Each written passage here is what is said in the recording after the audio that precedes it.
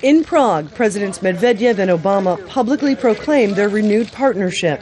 But behind the scenes, both countries are angling to have a seat at the table when the chaos in Kyrgyzstan comes to an end and one side is recognized as ruling the country.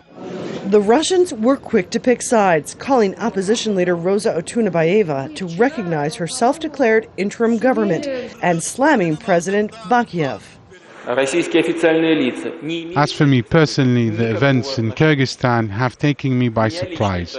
At the same time, I can remember that when President Bakiyev came to power, he harshly criticized toppled President Akiyev for nepotism and giving his relatives or friends top economic and political posts at every corner.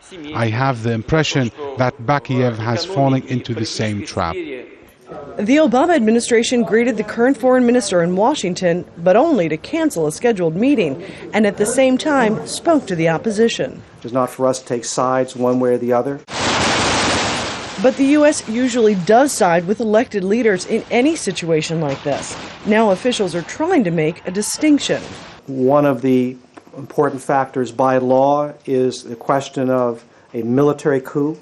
There's no indication that the military or security services played any role. The reason for the intense interest from both Russia and the U.S., they both have military bases there.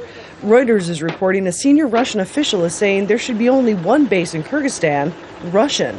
But Manas Air Base is critical to the U.S. fight in Afghanistan, especially as it moves in additional forces. This is the key air route that just last month moved 50,000 coalition forces into the war zone. The opposition leader says there are no plans to kick the U.S. out immediately, but other opposition leaders are saying the lease that runs out in July could be shortened. The U.S. has already dramatically increased rent payments after some of the same opposition leaders moved to shut down the base last year.